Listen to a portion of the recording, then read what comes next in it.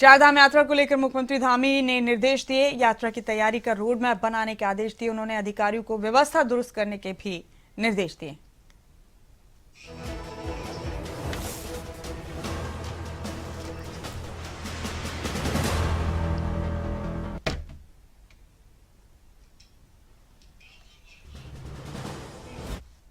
मुख्यमंत्री पुष्कर सिंह धामी ने भी चारधाम यात्रा को लेकर निर्देश दिए हैं। उन्होंने अधिकारियों को जरूरी आदेश दिए और यात्रा की तैयारी का रोड मैप बनाने के आदेश दिए। उन्होंने अधिकारियों को व्यवस्था दुरुस्त करने के निर्देश दिए। और मेरे साथ मेरे सहयोगी नासिर हुसैन जुड़ चुके हैं। नासिर, चारधाम यात्रा को लेकर तैयारियां तेज हैं प्रदेश में। मुख्यमंत्री ने भी निर्देश दिए हैं, तमाम अधिकारियों को आदेश दिए गए हैं कि यात्रा को लेकर रोड मैप बनाया जाए। किस तरह से चल रही तैयारियां, नासिर आप बताइए तफसील से।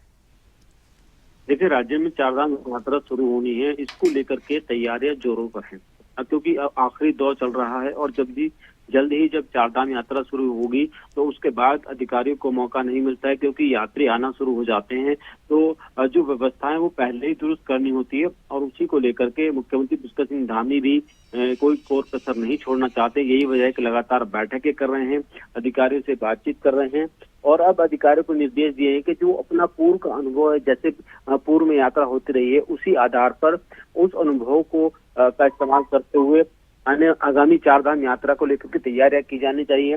जिस तरह की कमियां रही हैं पहले उन कमियों को दूर किया जाना चाहिए और जो कुछ नया करने की जरूरत है उसको भी किया जाना चाहिए, क्योंकि कहीं कुछ चीजें पिछले पूर्वी सालों में छूट गई थी। उन चीजों को जरूरी बेहतर तरीके से दुरुस्त करना बेहद जरूरी है, जिसमें सड़कों की व्यवस्था है, स्वास्थ्य व्यवस्था है और साथ ही साथ परिवहन व्यवस्था है। इन तीनों व्यवस्था को दुरुस्त करना होगा ताकि इस बार की जो चारधाम यात्रा हो वो किस तरीके से उसमें कोई कमी ना रह जाए, कोई लापरवाही ना रहे और जो यात्री आने वाले हैं उनको किसी तरह की दिक्कत का सामना ना करना पड़े।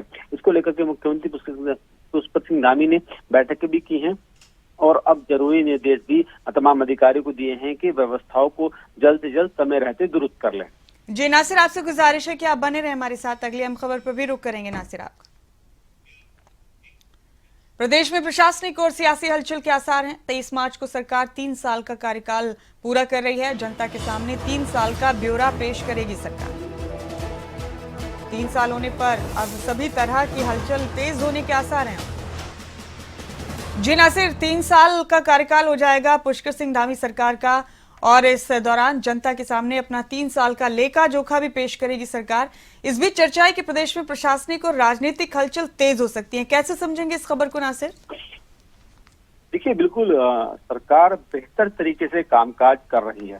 खासतौर पर धामी सरकार के 3 साल पूरे होने वाले हैं, तो इन 3 साल के मौके पर अब तक सरकार ने किस तरह के कामकाज किए हैं इसको लेकर के, और साथ ही साथ एक चीज कह सकते हैं को इसका एक रिपोर्ट कार्ड इसको माना जा सकता है कि सरकार का रिपोर्ट कार्ड है, जिसमें अधिकारियों की परफॉर्मेंस के साथ साथ राज्य सरकार ने किस तरह के कामकाज किए उन तमाम अनुभवों को साझा करने के लिए जनता के बीच जाने की उम्मीद लग रही है। जनता से बात करेंगे, खुद मुख्यमंत्री सरकार के जो मंत्री हैं वो तमाम जनता से बात करेंगे और जो जनता के सम्मुख जो एक ब्यौरा है 3 साल का वो रखा जाएगा कि सरकार ने अब तक क्या काम किया है और आगे आने वाले समय में किस तरह का रोड मैप तैयार किया जा रहा है। इसमें ये माना जा रहा है कि जब 3 साल होंगे तो प्रशासनिक और सियासी हलचल इसलिए भी माना जाता है कि कई जो अधिकारी हैं उनके कार्यों में फेरबदल भी किया जा सकता है आने वाले समय में, क्योंकि 3 साल पूरे हो रहे हैं।